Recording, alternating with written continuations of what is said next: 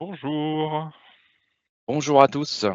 Merci à tous de nous rejoindre pour ce webinaire, autour en fait de la complexité, sur l'apprivoisement des environnements cloud, multi-cloud et donc, comment aujourd'hui on va pouvoir, s'en sortir sur la gestion complexe et de la visibilité sur ces environnements-là grâce en fait à, notre partenaire Efficient IP qui est donc une solution de DDI et comment du coup on va résoudre ces soucis.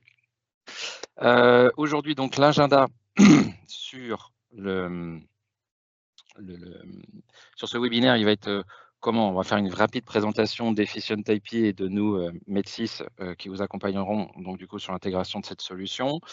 Ensuite, on fera un focus sur, où on en est aujourd'hui sur l'adoption et les challenges, l'adoption, des environnements cloud, multi-cloud.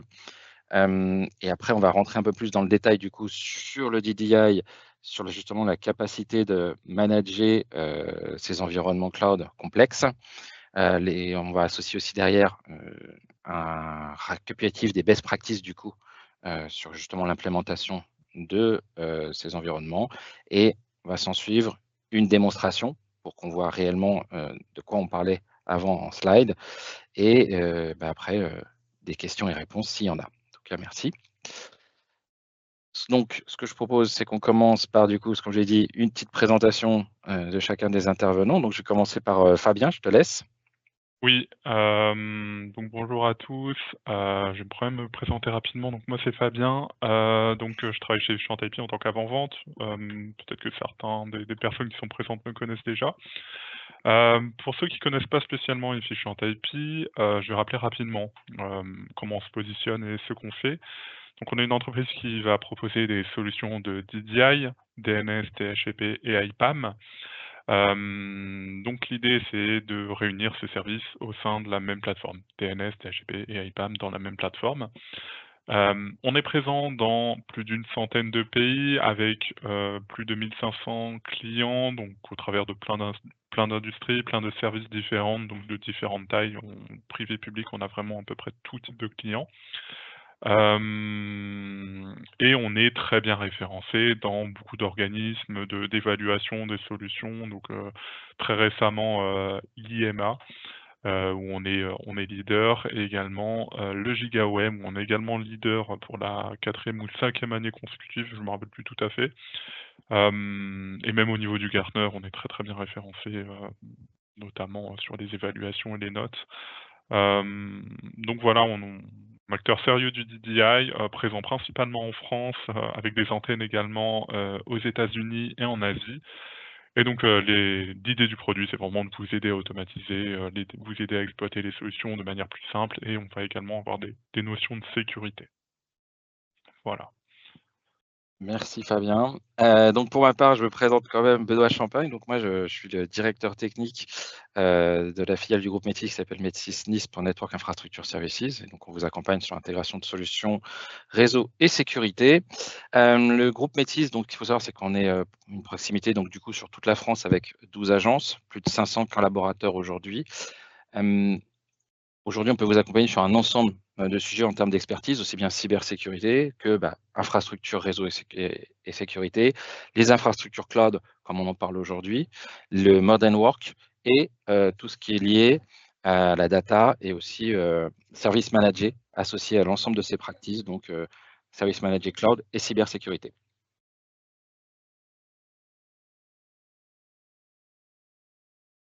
En termes donc du coup, d'adoption, cloud hybride. Aujourd'hui, ce qu'il faut savoir, c'est qu'à partir d'ici de 2027, l'ensemble des organisations, quasiment 90 auront adopté du cloud et donc on dit cloud hybride, on parle de cloud multi-cloud, d'accord? AWS, GCP, Azure. Les challenges en fait aujourd'hui d'avoir justement des environnements, multi-cloud, quand on parle de, management fragmenté, en fait, on va retrouver des problématiques que l'on a qu'on avait en on-prem avant justement quand on n'avait pas de solution d'IDA on-prem. On retrouve ces mêmes problématiques quand on commence à multiplier les environnements, cloud. Donc justement, gestion des plans d'adressage dans ces environnements cloud, les problèmes de, overlap IP, de conflit d'adressage IP, et justement de planifier la croissance et donc du coup, de gagner en agilité. Donc ça fait partie un des premiers challenges à résoudre. Du coup, pourquoi on a ces problèmes justement de gestion d'adresse? C'est un manque d'automatisation, surtout quand on est dans multi-cloud, quand on doit gérer aussi bien de la WF que de l'Azure. Donc comment automatiser la gestion de mes environnements cloud et le fait de pas avoir cette gestion centralisée, de pas avoir de l'automatisation va amener un risque de sécurité et donc perte de visibilité et l'ouverture potentiellement de failles de sécurité et de gens qui vont l'exploiter sans qu'on le voit. En termes, aujourd'hui justement, d'adoption, enfin de les gens, comment ils en sont arrivés au niveau de la migration des organisations au sein du cloud. On a aujourd'hui à peu près un quart qui disent qu'ils ont complètement, réussi leur migration cloud, mais on est, pour le reste, à plus de 70 encore sur un succès partiel. Et justement, souvent ce qu'on rencontre, c'est, ce problème d'automatisation, de gestion multi-cloud où on a déployé nos infrastructures dans le cloud, mais partiellement, on a une maîtrise. Et du coup, c'est là où va arriver l'automatisation pour permettre d'apprivoiser justement ces environnements, cette complexité d'environnement cloud hybride. Donc, je redis bien, on est sur du multi-cloud. Et c'est là où des outils comme Efficient IP, au niveau d'être au cœur donc de la gestion IP, dès le début de la création d'un asset, va pouvoir nous aider sur l'automatisation. Et donc pour ça, je vais laisser Fabien, du coup, vous expliquer un peu plus en détail qu'est-ce qu'on peut automatiser via un DDI. Merci Benoît. Alors effectivement, de quoi on parle ici? Alors je vais déjà rappeler, redonner un peu plus de détails sur la solution.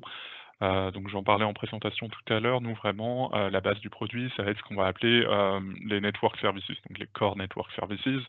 Donc ça va comprendre IPAM, DNS et DHCP. Pourquoi on part d'automatisation en partant d'un IPAM, du DNS et du DHCP? Parce qu'en fait, on va détenir des services réseau qui vont être essentiels, notamment la partie DNS, ce qui va faire qu'on va avoir beaucoup d'informations, sur la partie IP, mais on va également avoir des informations sur l'état de vie des machines, comment elles sont, où elles sont, et cetera. Donc en fait, on a un référentiel, qui détient beaucoup de choses, beaucoup d'informations déjà de base, donc avec cette simple notion de DDI. Et donc c'est quelque chose qu'on fait de base, dans le produit depuis très longtemps, c'est le cœur de notre métier, cette notion de gestion des services réseau. À côté de ça, donc dans la solution, on va avoir tout un système, tout un environnement également qui va être lié à la découverte, toujours sur cette partie réseau, donc à la fois des mécanismes liés sur l'API, avec un produit qu'on appelle Cloud Observer. Je ne vais pas rentrer dans le détail aujourd'hui de tous les produits qu'on propose chez Efficient-IP, mais ça fait partie d'un des produits qui va nous aider justement dans cette optique de visibilité, d'automatisation, de contrôle, et cetera. Et également, sur des parties on-prem, donc pas uniquement sur le cloud, avec NetChange. Là-dessus, alors c'est juste pour parler du produit, mais ça va pas être le focus, pour aujourd'hui. On a également des notions de sécurité, notamment sur la partie DNS et des notions de, redondance sur la partie DNS, notamment avec des capacités en GSLB.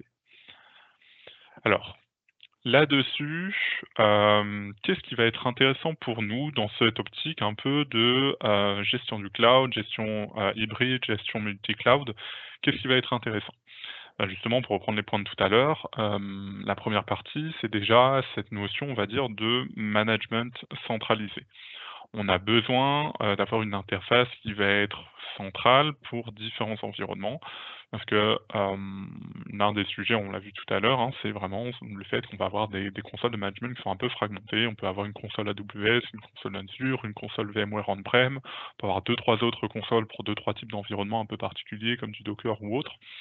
Et l'idée là, ça va vraiment être de gérer son déploiement, gérer ses machines, gérer, un maximum d'informations au travers de la même console. Donc nous, dans le produit, on va apporter cette notion de management centralisé et on verra pendant la démo comment ça se traduit concrètement. Ce qu'on va ramener également, c'est le concept de NSOT. Alors NSOT, ça veut dire quoi? Ça veut dire Network Source of Truth. C'est un concept qui va encore plus loin que l'IPAM. L'IPAM, pour rappel, C'est l'idée d'avoir un répertoire qui va détenir toutes les adresses IP, du réseau et de les référencer quelque part.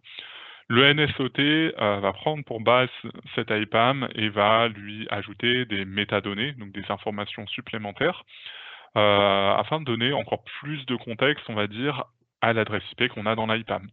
Donc le contexte supplémentaire, ça peut être quelque chose qu'on fait déjà comme le record DNS par exemple, mais ça peut être d'autres choses un peu plus évoluées, donc par exemple un identifiant de device, quelque chose qu'on peut faire assez facilement pour les VM.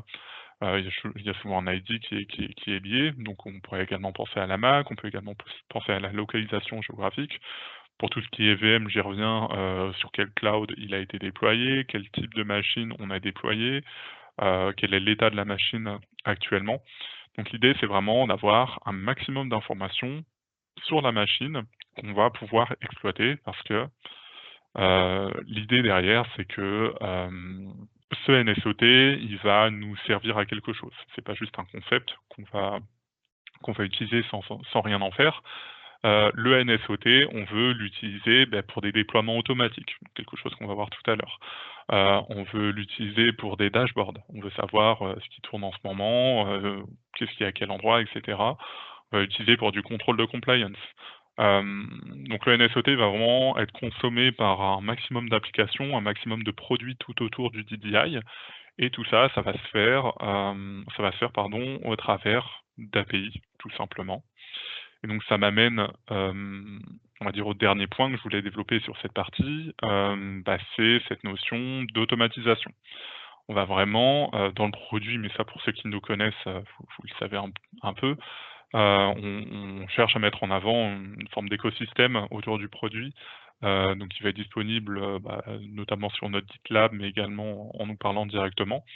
Où en fait on va pouvoir, voilà, s'interagir avec du Ansible, avec du Terraform, avec de l'AWS, avec d'autres produits comme du Splunk, du Xstream. Enfin voilà, pour consommer ce NSOT, on va s'appuyer sur un environnement d'automatisation. Donc là, on est vraiment sur un sujet où en fait, on va automatiser des choses. Hop. Alors du coup, ça nous amène à, des petites recommandations qu'on va faire côté Chianti, pour améliorer cette petite aventure, hein, du multi-cloud et du cloud hybride. Donc bien sûr, 1re recommandation, dans la roadmap, l'IPAM, bien sûr, hein, nous on porte beaucoup ce concept forcément. Hem, L'IPAM, c'est important parce que, si vous n'avez pas d'IPAM, vous avez peut-être, vos IP dans un fichier Excel. Si vous êtes full cloud, vous avez peut-être vos IP dans un AWS, un Azure, ou alors vous avez peut-être ailleurs dans un IPAM open source, ce qui est déjà mieux, mais qui pourrait avoir des limites. Mais en tout cas, l'IPAM, c'est important, parce que plus vous allez grossir, plus votre réseau va devenir complexe et les réseaux ont tendance à devenir de plus en plus complexes, plus vous allez avoir besoin d'avoir une bonne visibilité, on va dire, sur la partie IP. Et l'IPAM, c'est quand c'est bien fait, c'est facile à gérer, et ça apporte ce référentiel qui manque souvent parfois. Une fois qu'on a l'IPAM, c'est facile d'aller vers le concept de DDI. Donc, j'ai pas forcément toujours fait la distinction entre les 2 quand je parle, mais, voilà. L'IPAM, c'est juste les IP, DDI, c'est IP, DNS, DHCP. Donc voilà, c'est facile, on va dire, avec nous, de faire la transition IPAM to DDI. Donc on en profite pour gérer du DNS. C'est des informations qui vont bien entre elles et qui ont de l'importance d'un point de vue réseau et qui ont besoin d'être corrélées avec l'IPAM. Et avoir donc cette solution DDI, ça permet d'aller encore au 3e niveau, qui est le niveau du NSOT et donc qui va permettre, on va dire, de faire plein de choses, niveau automatisation et vraiment d'avoir un référentiel complet. Et tout ça, voilà, ça permet également, d'aller vers de l'observabilité et des performances, Benoît. Yes. En fait, à partir du moment où, vous avez, du coup, centralisé l'entièreté de votre infrastructure DDI, donc DNS, DHCP, IPAM et là, du coup, surtout sur les briques DNS, DHCP, vous allez gagner en visibilité sur ce qui se passe dans vos environnements multi-cloud et donc, grâce à ces métriques qui vont remonter, vous allez pouvoir aussi, améliorer votre posture de sécurité. Je donne un exemple simpliste, mais pourtant qui révèle réellement de réels use cases. Si on prend la métrique du nombre de requêtes par seconde sur mon environnement DNS par mes machines cloud, je vais peut-être me rendre compte à un moment que par rapport au trend habituel, j'ai une machine qui est en train de faire un nombre de requêtes DNS bien supérieur à la normale, et du coup, ça va lever une alerte de sécurité et je vais pouvoir lancer une investigation. D'accord. Si j'ai pas cet environnement centralisé, j'ai pas assez de visibilité et du coup, je pourrais pas être proactif potentiellement sur une machine qui subit un problème de sécurité. Et cela nous amène en fait à la jointure aussi en termes d'équipe au sein des entreprises, que souvent on le voit dans ces environnements cloud. Historiquement, on avait la partie réseau qui gérait toute la partie réseau quand on était on-prem. Est arrivé justement les environnements cloud, multi-cloud, donc ces équipes cloud qui construisent des infrastructures cloud sans forcément grande interaction avec les équipes réseau, et les équipes sécurité qui, elles, perdent du coup de la visibilité justement sur ces environnements cloud. Et c'est là où intervient Efficient IP avec son offre de DDI. Justement, cette console centralisée de management va permettre à ces 3 équipes de travailler sur le même produit, avec la même visibilité et la même granularité pour pouvoir centraliser la gestion de ces infrastructures multi-cloud. Ça va du coup être aussi, comme il l'a dit, le point de vérité, le point central, puisque c'est l'infrastructure qui va être la brique référente sur l'IP, et du coup, gagner l'observabilité. Donc voilà, les équipes réseau sécurité vont pouvoir travailler ensemble, les équipes réseau et cloud vont pouvoir travailler ensemble, tout ça à partir d'une même et unique console. Depuis tout à l'heure, là, du coup, on vous explique les grands concepts, mais rien ne vaut une démonstration pour pouvoir réellement voir de quoi on parle quand on dit que le DDI est au centre, va permettre d'orchestrer et de piloter nos environnements multi-cloud. Fabien, si tu veux bien, du coup, nous Je vais présenter lancer la démo, ouais. voilà, exactement, les grandes étapes. Exactement. Alors ouais, avant de vraiment lancer la démo, je vais juste expliquer ce que je vais faire et puis ensuite, je vous le montrerai. Donc là, ce qu'on va faire, c'est qu'on va utiliser, le produit pour designer une machine virtuelle. Cette machine, donc ça, c'est la première étape. Deuxième étape, on va déployer cette machine. Donc, on pourrait faire les 2 en même temps, mais on va séparer les étapes là, pour le coup. Et troisième étape, on va la supprimer, tout simplement. Donc là, on a le cycle de vie, très basique d'une machine virtuelle qu'on va mettre en œuvre, on va dire, au travers de la solution et au travers du produit Efficient IP. Alors techniquement, comment on va faire? Donc on va utiliser un solid server, Efficient IP, et on va utiliser 3 modules. Dans le produit, le premier, ça va être Network Object Manager, qui va nous permettre de designer la machine. Une fois qu'on aura designé cette machine depuis NOM, pour les intimes, hein, Network Object Manager, c'est NOM, il y a un événement automatique qui va être déclenché. Donc ça, c'est un truc qu'on peut faire dans le produit. On peut lancer un call API en fonction d'un événement interne assez facilement.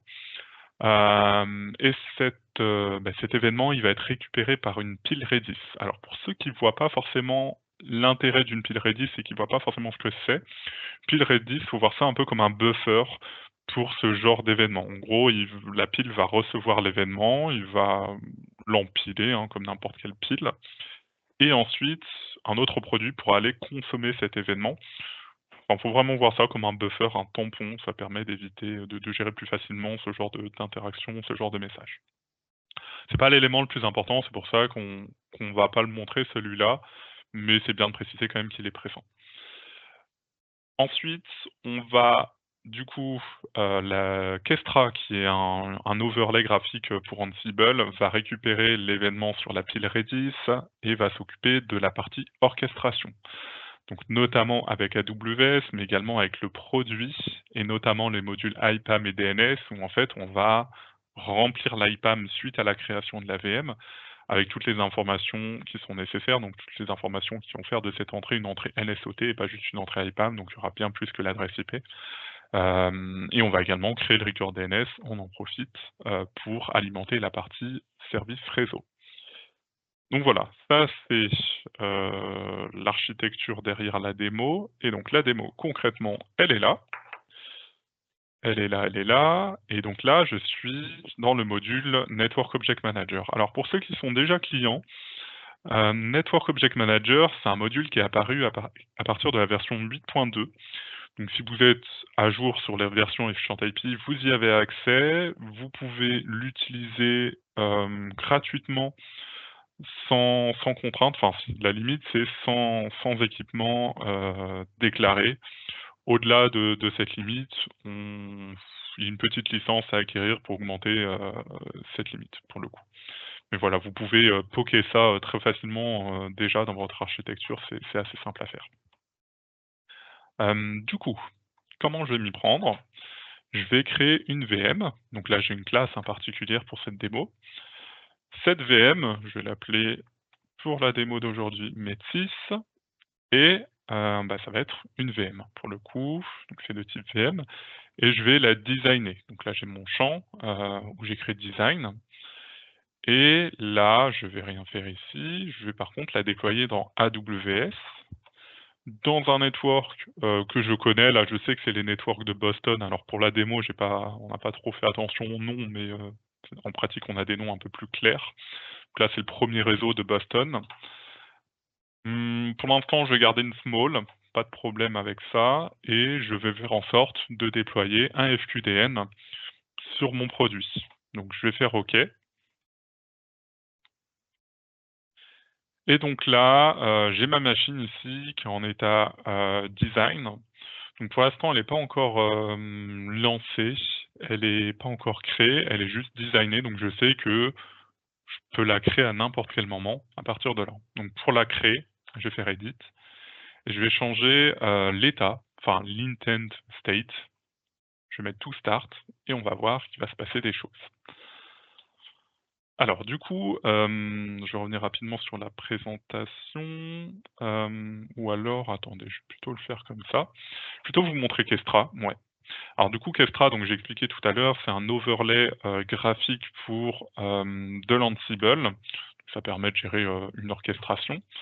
Et donc dans Kestra, moi j'ai, ce flow, ce qu'on appelle un flow ici, qui s'appelle Demo NSOT, donc pour Demo, Network Source of Truth, pardon. Et bah, je vais vous expliquer un peu comment ça marche. Donc en gros, j'ai cet événement ici qui va récupérer, comme j'expliquais tout à l'heure, bah, la pile, enfin le call API, qui est disponible dans la pile Redis. Il y a une petite vérification ici qui est faite et une fois que la vérification est OK, on va lancer l'action et l'action va consister en plusieurs choses. Donc déjà, je vais recevoir une petite notification par chat. Donc je peux regarder sur mon téléphone et je vois que j'ai une notif sur mon téléphone. Donc voilà, je sais que là, on en est au moins là dans l'exécution du script. Donc, on va vérifier la présence du réseau que j'ai voulu déclarer, on va mettre à jour, les informations, IP. Donc notamment ici, on vérifie si l'IP est disponible dans l'IPAM. Donc, l'IPAM joue déjà un rôle, et une fois qu'on vérifie que l'IP qu'on veut pour la VM est disponible dans l'IPAM, on crée la VM. C'est ça qui prend le plus de temps en général, ça prend 1 ou 2 minutes, et une fois que la VM est créée, on va mettre un jour un certain nombre de paramètres. Donc il y a une petite information à mettre à jour dans Nom pour dire que la VM est créée, on va créer l'IP dans l'IPAM et on va créer le FQDN également dans la partie DNS.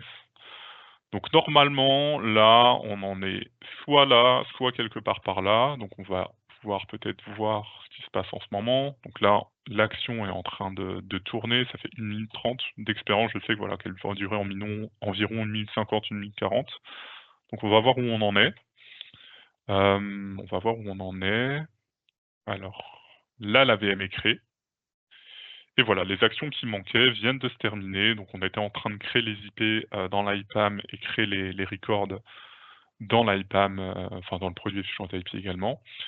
Donc là, j'ai mon AWS qui est ici, donc j'avais 2 machines jusqu'à maintenant et donc si je fais un petit refresh, on devrait voir, voilà, la 3e machine, Met6 que je viens de déployer. Donc voilà, c'est aussi bête que ça, la machine est créée, donc si je regarde un peu les détails de cette machine, on peut voir que j'ai une IP ici que je vais copier, je vais m'en servir plus tard. Donc on peut voir qu'il y a un certain nombre de paramètres qu'on va récupérer. On peut voir la MAC, on peut voir le FQDN, et cetera. mais je vous propose de plutôt aller voir ça dans le produit directement. Alors dans le produit, si je fais un petit refresh ici, hop, voilà.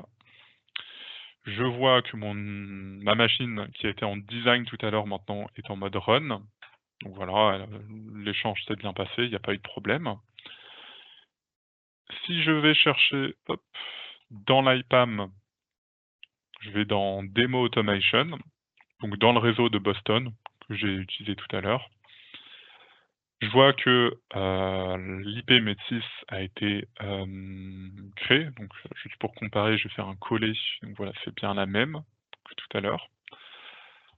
Et si je vais dans les propriétés, je vois qu'on a récupéré un certain nombre d'informations, donc l'ID de la VM, l'ID du réseau, la région, le cloud, et cetera, la ville. Donc voilà, c'est de ça qu'on parle quand on veut parler de Network Source of Truth. C'est ce genre d'informations qu'on va récupérer et qu'on va mettre en face de l'IPAM. Dernière chose que je veux vous montrer, donc la partie DNS. Donc je vais aller dans mon DNS autoritaire ici. Donc voilà, j'avais déjà fait un filtre sur la zone de démo. Et en fait, le record, voilà, il a été créé là automatiquement. Et donc, si je fais une petite recherche globale, voilà, on voit à peu près où cette IP est référencée, donc à la fois dans l'IPAM, à la fois dans le DNS, à la fois dans NOM. Et les choses que je n'ai pas montrées, mais dans NOM, on a également créé une petite interface. On récupère également les interfaces de la machine virtuelle. C'est l'un des intérêts de NOM par rapport à l'IPAM d'ailleurs, hein. On peut avoir plusieurs interfaces en face d'une même machine, qui me permet d'avoir, de lui assigner notamment une Mac. Mais voilà, on aurait pu avoir, plusieurs ports, pas juste un port ici, hein. On peut en avoir autant qu'on veut. Donc voilà, ça c'est la création de la machine. Mais voilà, moi mon objectif c'est pas juste de faire une création de machine, je crois que je l'ai montré ici, c'est de suivre, on va dire, à peu près ce workflow. Donc là j'ai fait design, j'ai fait to start, ça a créé la machine qui est en mode run. Maintenant, mes possibilités à partir de running, c'est to stop ou to delete. Et du coup là on va la supprimer pour aller au bout du cycle de vie. Ouh là, j'aurais pas dû faire ça. Alors, pour la supprimer, je vais retourner dans NOM. Je vais retourner dans NOM, je vais faire Edit de ma machine. Et du coup, je vais demander à ce qu'on la supprime. To delete. Je fais OK. Et donc, pour expliquer rapidement ce qui va se passer, mais ça va être à peu près le même principe que tout à l'heure. Si je retourne, voilà, ici, je retourne dans la topologie, hop. Donc on retrouve hein, ici les actions que j'ai évoquées tout à l'heure, donc l'action stop que j'ai pas fait mais que j'aurais pu faire qui permet simplement de stopper la machine. Là, ce que je viens de lancer, c'est l'action delete. Comme tout à l'heure, on va venir récupérer l'action dans la pile Redis. Je vérifie mon téléphone en même temps que ça se lance. Dès que ça aura été fait, je vais avoir un petit chat qui apparaît sur mon téléphone, donc c'est ça que je crois que ça vient d'apparaître là. En fait, je vois sur mon téléphone parce qu'on est sur Google Chat et qu'on a synchronisé ça avec Google. Donc, sous peu que vous avez, voilà, les applications qui vont bien sur vos téléphones, vous pouvez le voir à la fois sur vos téléphones et sur votre ordinateur de bureau. Donc ça marche à peu près avec n'importe quelle, application de chat, qui permet, d'écho l'API, donc ce qui est très commun aujourd'hui. Donc voilà, là, la création, enfin la suppression de la machine a été lancée, donc comme tout à l'heure, on va avoir des updates, après la suppression dans le produit, donc mise à jour de l'IP, enfin suppression de l'IP, suppression, changement de l'état dans NOM. On va pas supprimer l'objet, on va juste changer son état, on va dire qu'il est supprimé et suppression du RR. Ce qui va nous amener, on va dire, à la fin du workflow. On ne pourra plus rien faire à partir de là. Et donc si on va un peu dans la partie exec, on voit que ma tâche est en train de tourner depuis 1 minute 11. Donc on en a encore environ pour 30 secondes d'expérience. Ah ben non, là c'est terminé, ça a été rapide. Donc si je retourne dans AWS, tac, tac, tac, oui, forcément il n'est pas content. Hop, voilà. Là, la machine, elle a été supprimée, on la voit plus. Même si je supprime le filtre, alors on la verra peut-être en résilié, voilà, ici, mais ça va vite disparaître. Ça reste quelque temps en résilié comme ça ici, puis après ça disparaît. Et dans le produit, donc si je refais un peu ma recherche basée sur l'IP, il y a plus rien. Donc là, j'ai pas refresh la page ici, mais en fait, si je le fais, hop, c'était en running, là c'est en delete. Et côté voilà, recherche IP, on n'a plus le record, on a plus l'IP dans la IPAM. Là, on a mis à jour, etc. Donc voilà ce que je voulais vous présenter aujourd'hui. Alors désolé, j'ai fait une bêtise, je vais refaire tout le PowerPoint. On en était là, donc ça je vous en ai déjà parlé. Alors pour ceux que ça intéresse, je laisse 5-10 secondes le data model ici, mais vous embêtez pas à le recopier non plus parce qu'en fait, si ça vous intéresse de faire quelque chose de similaire, bien sûr, ça c'est quelque chose qu'on met à dispo, hein, cette petite intégration avec Kestra. Comme je disais, pour nous, l'écosystème, c'est important, donc à chaque fois qu'on fait des petits trucs comme ça, on les met sur notre GitLab, donc faut pas hésiter à aller jeter un petit coup d'œil et à venir le récupérer si ça vous inspire. Et donc voilà, c'est ce qu'on voulait vous montrer, donc c'est un cas d'usage intéressant dans cette optique du multi-cloud, donc c'est comme ça qu'on va, proposer cette, console de management centralisée, donc c'est au travers notamment de NOM, de la partie IPAM, de la partie DNS, c'est ce qu'on entend. Qu'on met à jour un network source soft truth, donc là toujours de la même manière, le network source soft truth, il va être chez nous, mais il va dépendre de l'environnement d'automatisation qu'il y a derrière. Et donc, pour en revenir également à ce qu'on disait tout à l'heure, l'automatisation, les capacités d'automatisation dans le concept qu'on va développer, elles sont très importantes. Et nous, on les a dans le produit, parce que tout le produit, il est APIsable. En fait, même le fonctionnement même du produit, en fait, c'est une interface web qui fait des calls API, une base de données en back-end.